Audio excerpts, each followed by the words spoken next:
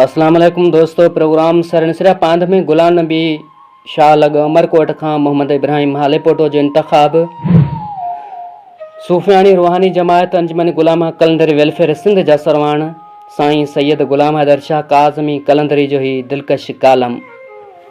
अॼोके कालम जो उनवान रूमी जो ओताक मुंहिंजो हाणे बंभोर में छा आहे।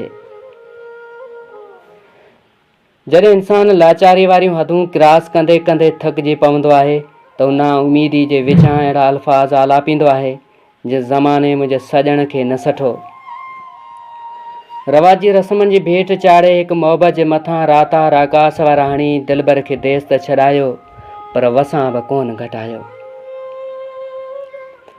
पंहिंजूं सभु पूरियूं कयाई पोइ हिकु मुंझल इंसान जंहिंजूं ख़्वाहिशूं अंत अची वियूं, कंहिं बि क़िस्म जो को पूराओ नज़र न आयो त अहिड़ो रिड़ंदो रुअंदो चरिन वांगुरु कॾहिं दरवेश जे रूप धारे, कॾहिं मलंग अलस्त बणिजी या दुनिया वारा चरियो चवनि मसइलनि। जेतिरा वात ओतिरियूं ॻाल्हियूं ईअं बि नाहे ना उमीदी कॾहिं असली दरवेश थींदा, पर हिकिड़ी हद ताईं किनारा कश ज़रूरु थींदा। जीअं जॾहिं बगड़नि जा वलर आदम बो आदम कंदा निकिरी पवनि, वलरनि जा वलर सवाइ खून खोरी जे सब्र न कनि त वेचारा आदम जान खे महफ़ूज़ सम्झण लाइ कॾहिं फ़क़ीरी कॾहिं अबदाली कॾहिं बैलून दाना वारा वेस मतलबु त लिका भणनि लोक में। समाज उणाइनि वॾियूं नाकामियूं आहिनि। इंसान जी तरक़ीअ जे विच में हिकु रिकावट नुमा जबल जीनान वेचारी ससुई तॾहिं त ॾोरापा ॾेई बंभोर खे निकिती। बसि बंभोर ऐं ॾेरनि खे ॾोरापा ॾींहुं क़यामत ताईं ॾिबा रहिबा।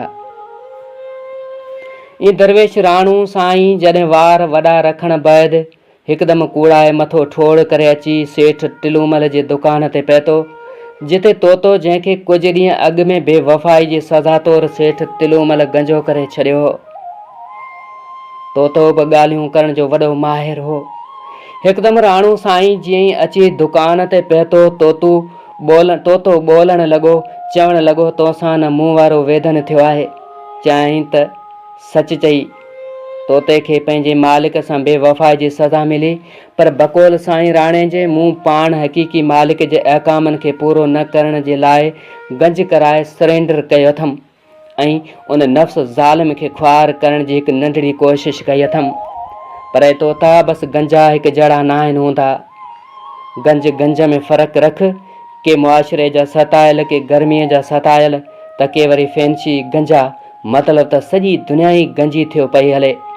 असां ज़ाहिरी गंजा सही, पर के वरी दिलनि जा गंजा, के वरी मोहबत जा गंजा, के वरी दौलत जा गंजा। गंजनि जी हिन दुनिया में सभिनी गंजनि खे हिकिड़ी सिफ़ में न बिहारणु घुरिजे। शनाख़त लाज़मी आहे।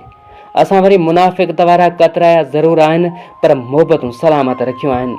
बंभोर खे छॾे ॾेरनि लालचनि ऐं ठगनि खे चयो ज़रूरु अथो, पर दिलि में बंभोर जे पुनुअ खे गॾु खणियो पिया हलो। पुनुअ जो पेर न कल्ह छॾियोसीं न अॼु छॾींदासीं।